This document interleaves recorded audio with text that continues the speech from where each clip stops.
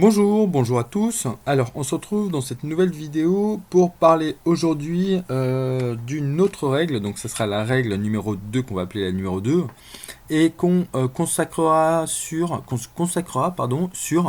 les outils de travail, c'est-à-dire votre bankroll. Alors, pour rappel, en fait, on avait déjà vu que la règle 1 dans la précédente vidéo, c'était que il fallait absolument pas jouer l'argent dont vous aviez besoin.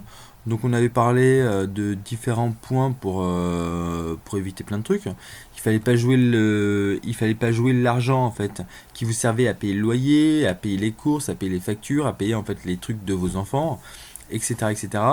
Il fallait vraiment vous dire que l'argent était déjà perdu, que voilà, enfin, faut que l'argent en fait c'était de l'argent qui était déjà perdu, donc fallait l'accepter.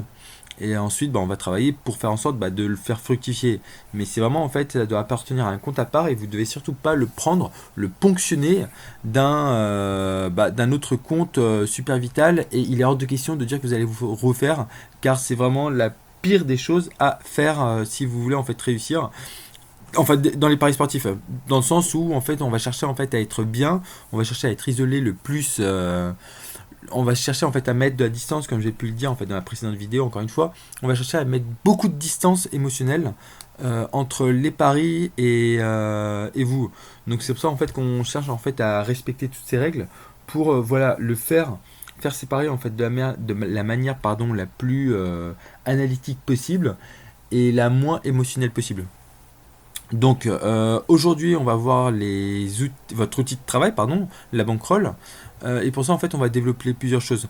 Mais il faut bien comprendre que j'ai noté en fait tout à la fin, c'est que le but encore une fois de tout ça, c'est vraiment d'éloigner et de toutes ces règles, hein. Que ce soit de la règle 1, la règle 2, la règle 3 que j'ai pu en fait continuer à nourrir dans ce cycle d'auto-formation en fait que j'ai et que je partage avec vous. Que ce soit en fait dans toutes les règles 1, 2, 3, 4, il y a d'autres règles également qui viendront par la suite. Parier sur le sport que vous connaissez et que vous maîtrisez mieux. Mais voilà, donc là, encore une fois, c'est respecter ces règles, ces principes. C'est vraiment en fait voilà, c'est des lignes jaunes que vous devez absolument pas franchir d'un côté comme de l'autre.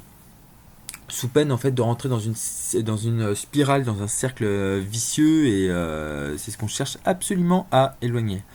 Alors déjà, qu'est-ce qu'une bankroll? La bankroll, en fait, il faut bien comprendre que la bankroll, en fait, c'est ce qu'on appellera, quand on parlera de bankroll par la suite, on parlera en fait de capital qui est alloué spécifiquement pardon, au paris sportif. Donc on a vu en fait que dans la première partie, il ne fallait jamais jouer l'argent qui vous permettait de payer en fait certaines choses vitales. Et si je vous avais dit, encore une fois, je vous invite vraiment à retourner à voir la vidéo précédente si vous n'avez pas vu. Je vous mets en fait le lien sous cette vidéo ou ouais, je vous mettrai le lien en fait sous cette vidéo, il n'y a pas de problème. Bon, peu importe. Toujours est-il que voilà, une fois en fait qu'on a consacré, qu'on a dégagé un surplus d'argent, ben voilà, vous pouvez prendre un petit bout de cet argent et le consacrer en fait pour votre bankroll. Alors,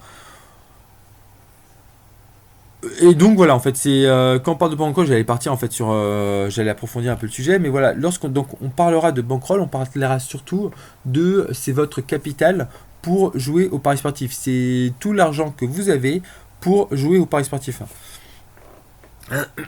De cette bankroll, faut bien comprendre que vous ne jouerez pas tout. C'est simple, vous n'allez pas jouer 100% de votre bankroll sur un pari, c'est totalement idiot.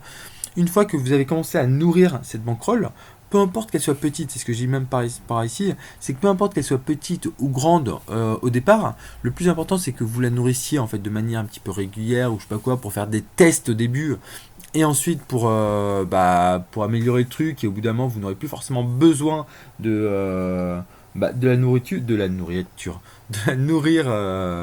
elle se nourrira toute seule.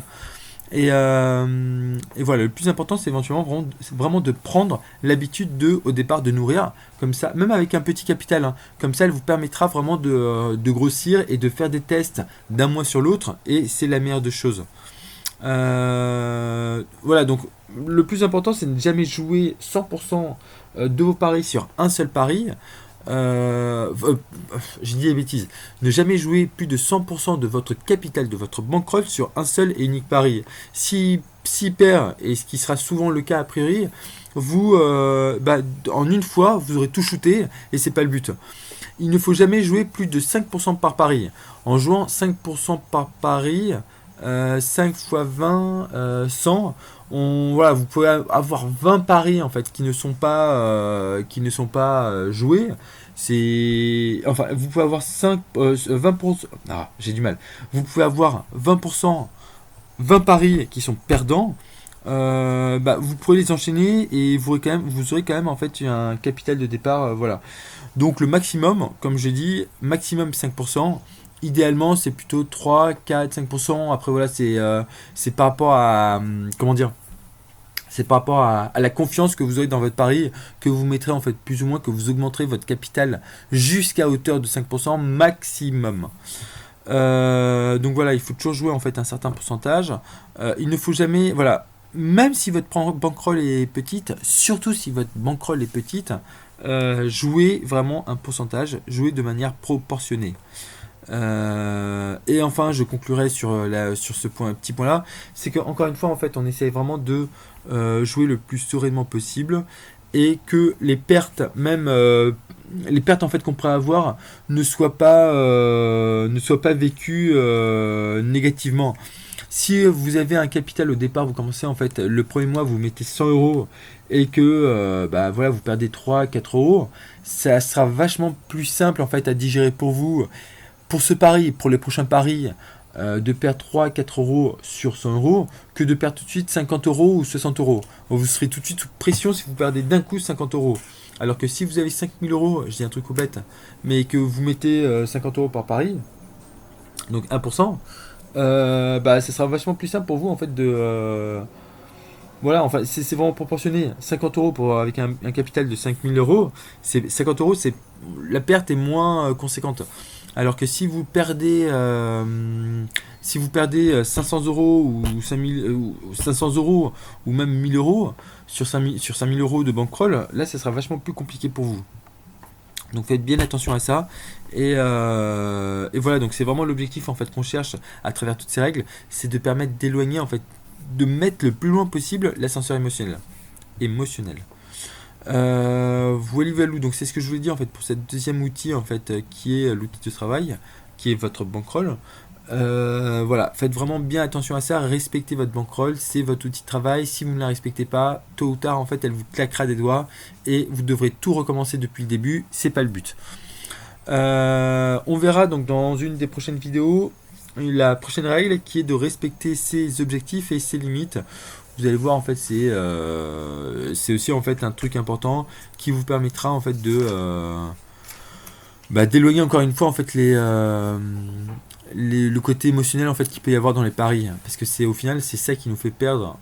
C'est un avis comme un autre, hein, mais voilà, pour moi en fait c'est vraiment plus les émotions qui nous font perdre plutôt que la tête et la logique. Avec la tête et la logique vous pourrez faire beaucoup de choses avec du bon sens, alors qu'avec les émotions vous serez vite pris et au bout du compte en fait ça se retournera contre vous.